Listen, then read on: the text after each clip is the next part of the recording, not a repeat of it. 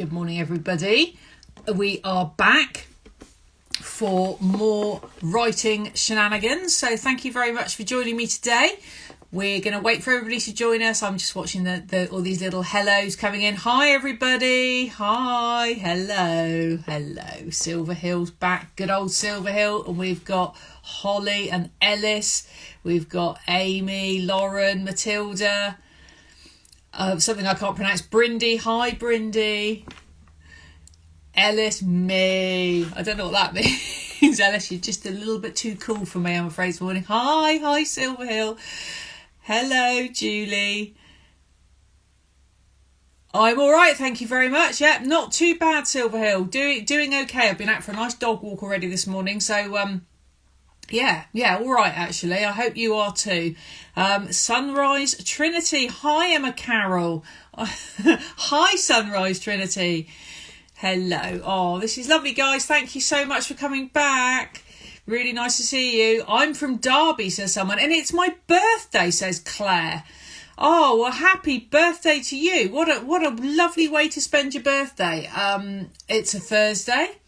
And we're all here together, so that's wonderful. Brilliant. Oh, I hope you have a lovely day. Hi, everybody. Hi, I'm Eliza.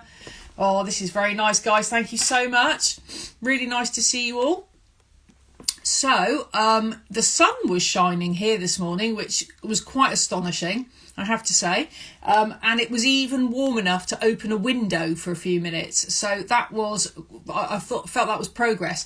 And I hope that you can see where you are, sort of signs that spring is on its way. Because I've seen quite a few little signs that spring's on its way when I was out on my walk. Lots of snowdrops out at the moment. Those little white flowers that come out this time of year. So that's always quite nice. And we've even got a few daffodils starting to come out down here as well, because we're a bit mild in the southwest. So it's you know, I know it doesn't feel like that sometimes, but I think, you know, let's be hopeful. Nature and the world is going on, whatever. So yeah. It's there are good things going on too. Let's not forget those. Okay, so I've got two dogs in here with me this morning. They are battling over the heater. Who gets closest to the heater? We have got things to do. My desk is looking very busy this morning. There's a lot of things on it because what we're going to be talking about are objects that either I have had to get hold of to help me with my writing, because sometimes if you're writing about something and you don't really quite know what the thing you're describing looks like, it can really help to actually look at the real thing. And that sounds really obvious, but it's amazing what difference it makes. Sometimes you think, oh yeah, I know how to do that, or I know what that's like. And actually when you see the real thing, you realise you don't. The classic example of this for me was when I was writing The Girl Who Walked on Air. I know it might surprise you to hear this about me, but I'm not a tightrope walker and I have no intention of becoming one. But when I was writing The Girl Who Walked on Air, I thought, when I first wrote the first draft, I thought, I know how to walk a tightrope. I can picture it in my head now. I can picture how you do it. You grip it with your feet and you walk along. Then I thought, let's just check this, just in case somebody who is a tightrope walker is actually going to read this book.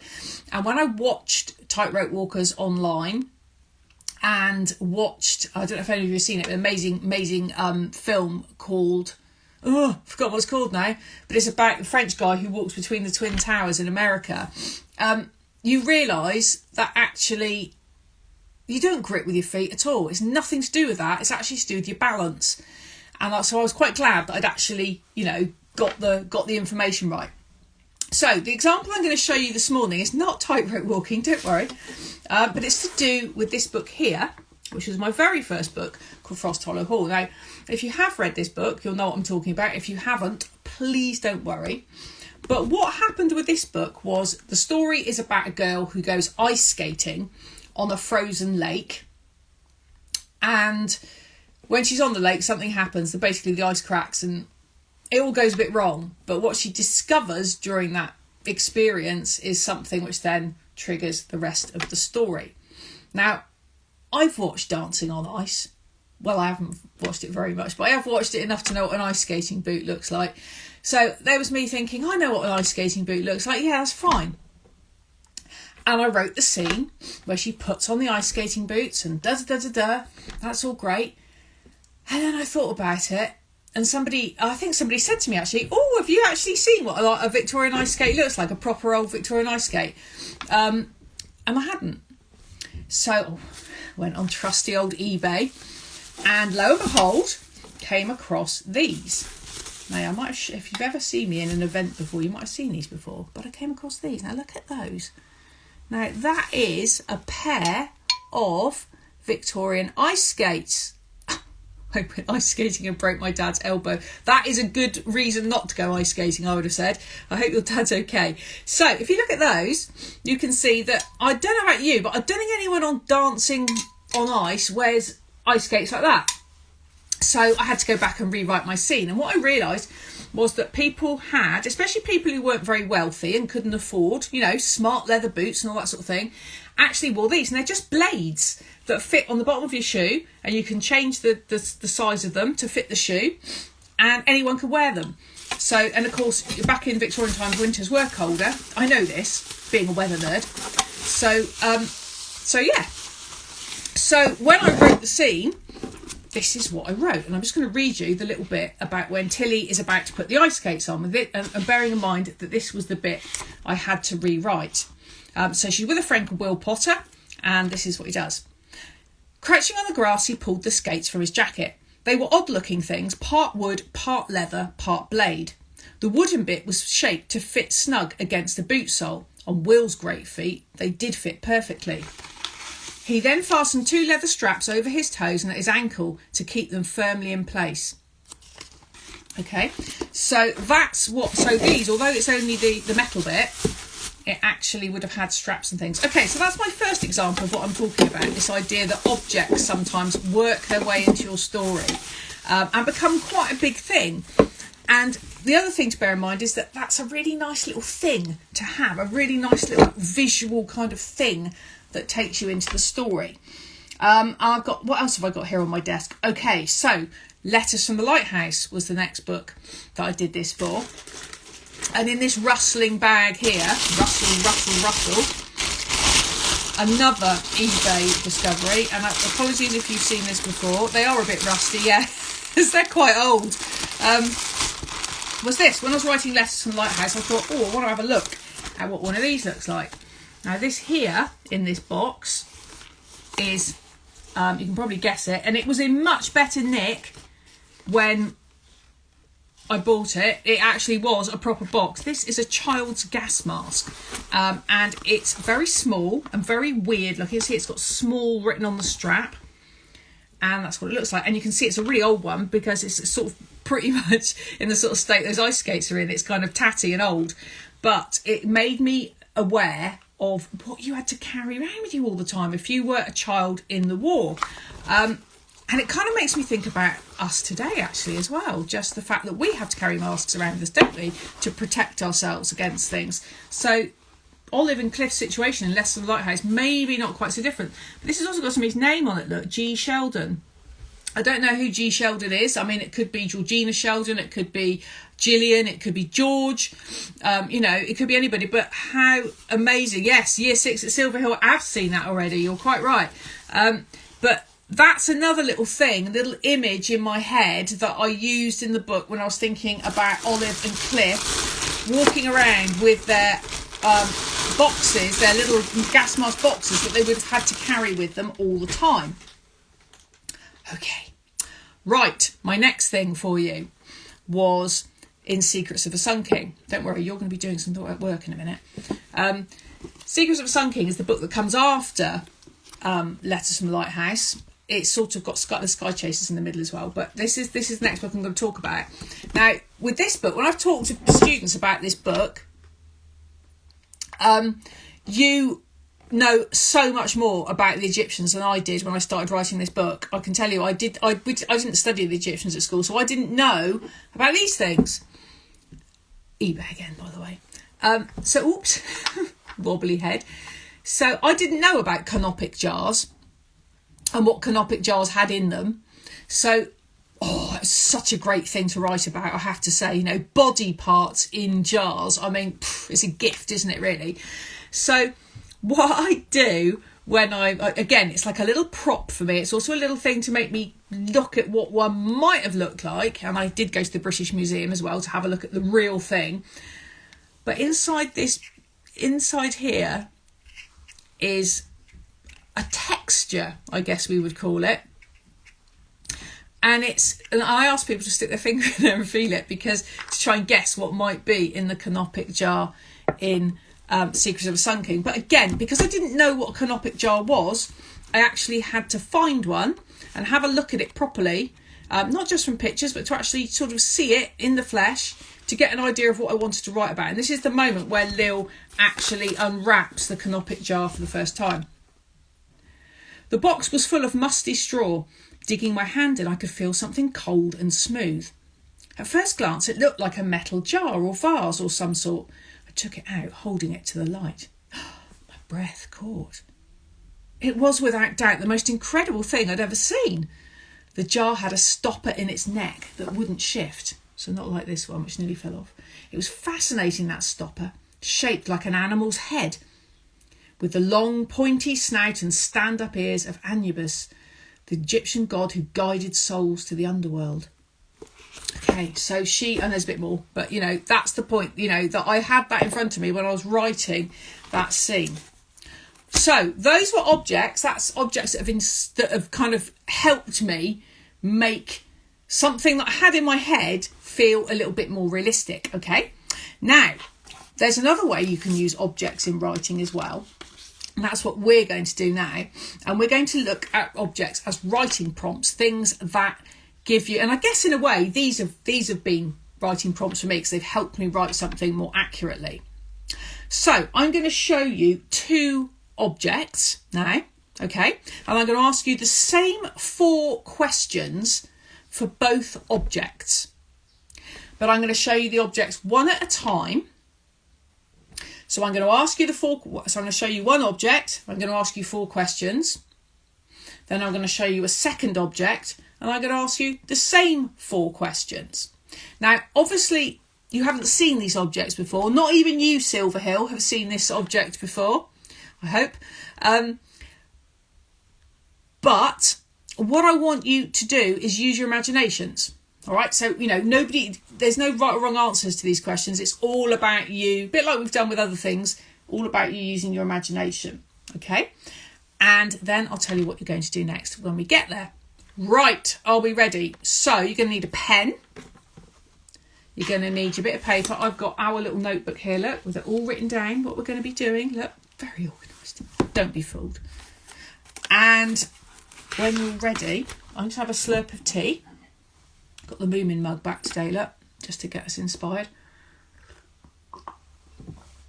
We are going to start with this. Okay, so have a good old look at that.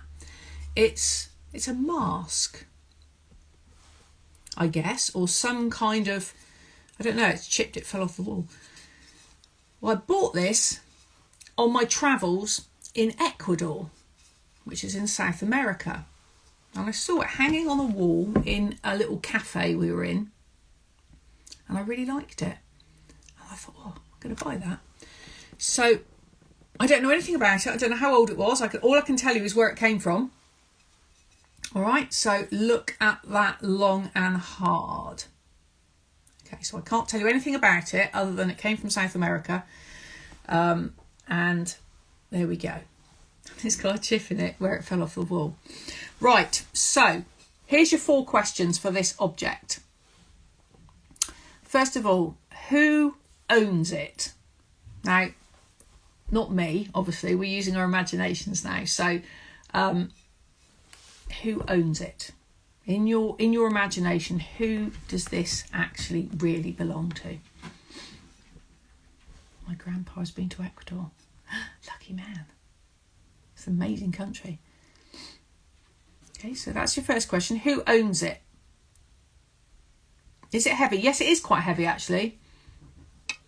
That's probably why it fell off the wall. So, yeah, it is quite heavy. It's very solid, very thick. So who does it belong to in your imagination? Question number 2. Where is it normally kept? So maybe at the an Aztec king, lovely. A religious person, brilliant. Oh.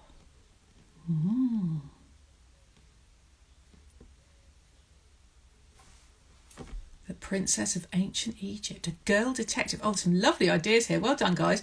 An old man who has locked himself up in his large house. A lost king who was killed mysteriously. A chief of his... the king of the jungle. Tutankhamun, yeah. I think there's lots of ways you can spell that, but lovely. Chief's hut and the dog's kennel. Wolves. Wow. Well done, guys. Brilliant ideas so far. So those are that's your first question. Number 2, where's it normally kept? Yes, we've said that, haven't we? In the dog's kennel. In the basement of the palace. On a face.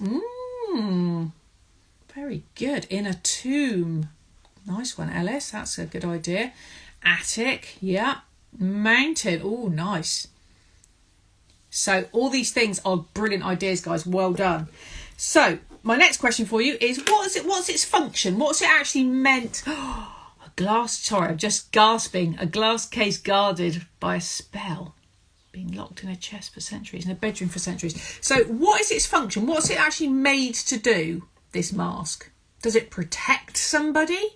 Does it disguise somebody? Is it magic? What does it do, this mask? What is its purpose? Okay, so have a think about that.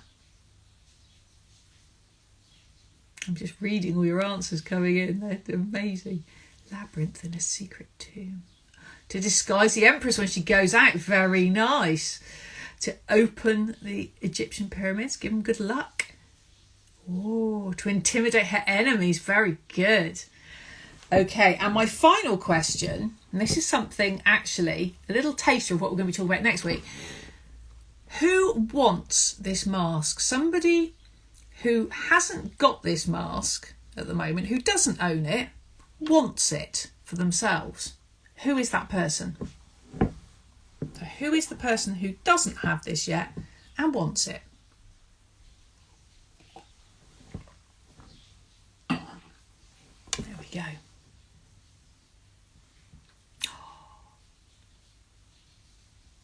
Okay.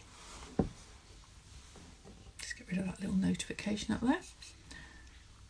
An adventurer called Steve. Steve, that's a very sensible name for an adventurer. Oh, the evil king, a bad guy. Yeah, I reckon you're onto something there. An evil professor, an enemy. The ungifted son of God. Wow, the Joker. The person. This didn't come from eBay. Honestly, this is one thing that didn't come from eBay. This case, honestly, I'm not lying. I promise. Okay, so that's the mask. Well done, guys. Brilliant ideas. You don't let me down, you lot, do you? You rise to the challenge like pros. Right. So we're on to our second object now. And we are going to be asking, I'm going to be asking you the same 4 questions again about this second prompt. Now this is a very, very big key. Let's just see if I can hold it up against something that's a different colour. So you can see it. You probably can't see it then. Right, that's what it looks like. It's huge. So you think about the size of the door that would open. Now, where did this key come from? You might be asking yourselves. Well, I'll tell you about that in a minute, because otherwise it might colour your judgment. But first of all, question number 1. Who in your story owns this key? Okay, who in your story owns this key? This looks like this key from the story I'm writing, says Amelie. It is one of those keys, isn't it? You can just imagine it opening something really big and clunky and making quite a lot of noise when it does so. Secret door. It is massive. It's the key to heaven. I'm going to die. Well, thank you. We're all going to die. You haven't told me anything I don't know there. There we go. So, where is this key normally kept?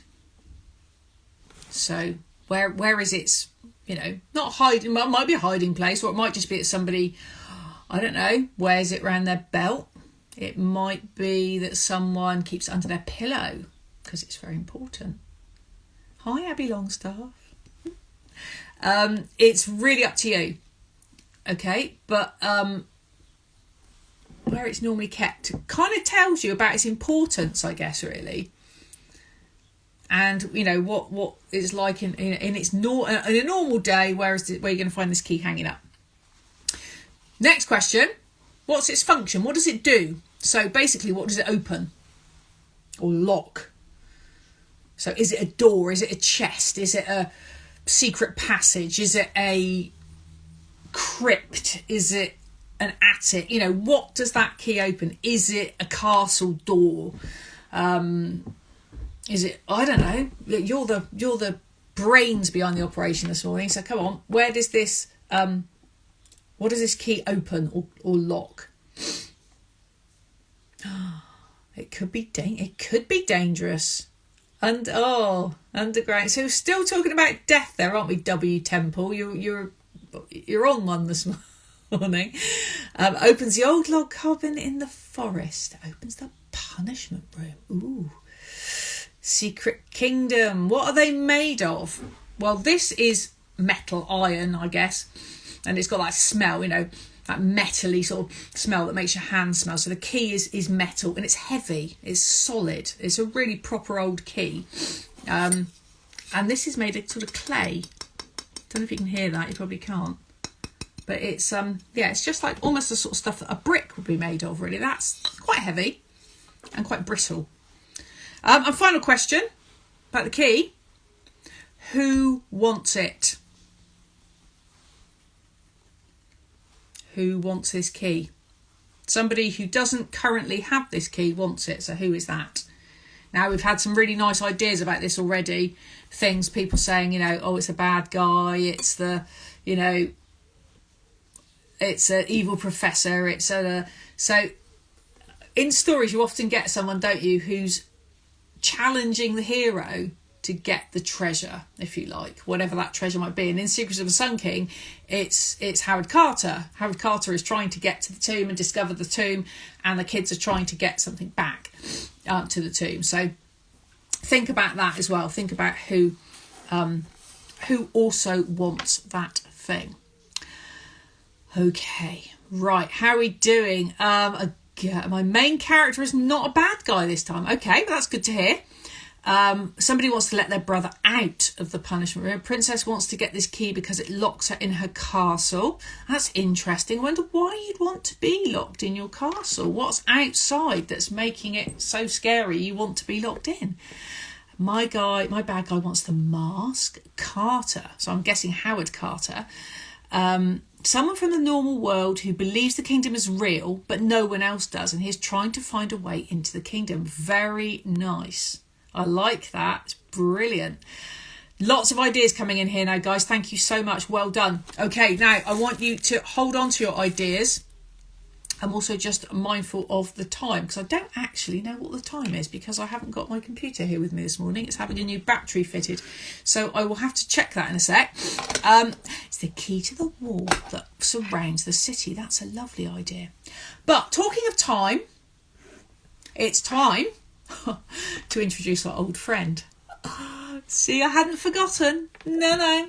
I've been working with this for the last couple of days and that sound is pierced into my soul. Thank you. We've got 7 minutes left. That's fabulous. Okay, that gives us the perfect amount of time. Thank you, Sylvia. Okay, so here's what you're going to do next. These two objects here that you've been getting to know are connected in some way. Now, I don't know what that connection is yet because I haven't thought of one. But your imaginations are going to do that. They're going to put these two quite random things together. Now, you might be thinking, why is she asking us to do that? That's a bit weird, isn't it? Well, it's something that I do when I'm planning all my stories. It's a little thing I've picked up along the way. Now, this is what I've done. This is what I'm talking about. This is my notebook for the book I'm writing at the moment, the one that we are talking about every now and again, and me showing you a little bit of word count every now and again. And all it says is ideas. And it's me just going, okay, I want that to happen, I want that to happen, I want that to happen, I want that to happen. But I don't yet know how all those things are going to fit together. So that's often how I start off making a story. Finding the links between what feel like quite random things. And that way, you actually get quite an original story. You get a story that nobody else has probably thought of, because you're thinking of connections that are your connections in your head rather than what everybody else is following. Right. So there is a link between these two things, okay? And it's up to you to find it. Yes, beep, beep, beep. You're absolutely right. So what I'm going to do is I'm going to set our... Oh, it's started already, isn't it? I touched it. That's all I did. And I'm going to set it for 3 minutes, okay? And we are going to write as quickly as we can what we think the connection is between those two objects. So you might just start, the outline of the story. You might just kind of write your ideas down. It's entirely up to you. But 3 minutes, then we'll really quickly share them. And then I think we're going to be done. Okay. Oh, it just goes so quickly, these sessions, don't they? But we have 3 minutes. 1, 2, 3. There we go. Look, there's the blue line. So get your pens, get scribbling. What are the connections between that mask and that key? Go. Don't type them on the screen yet. Write them down. Off you go. And there it is. Look, it's ticking away, and I'm going to write something as well.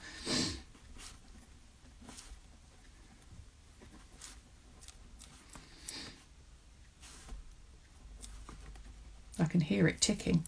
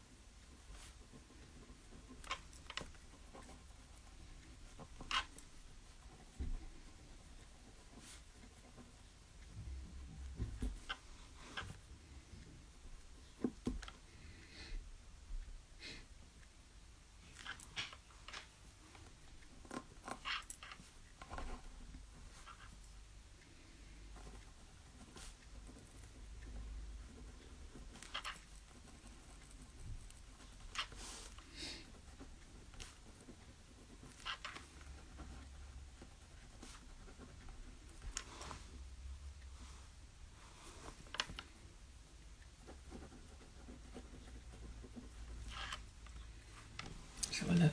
How much longer have we got? Oh, we've got 1 minute left. Okay. I want to share the joy with you of that noise in a minute.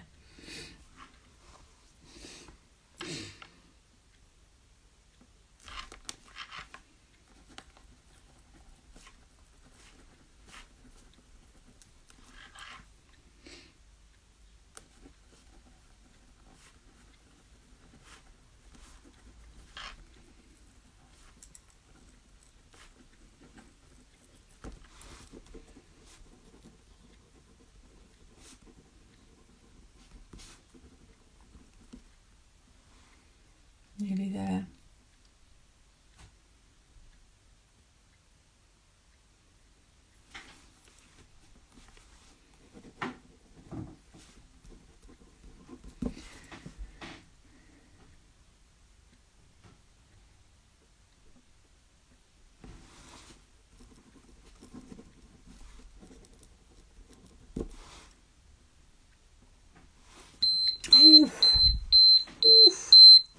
There we go.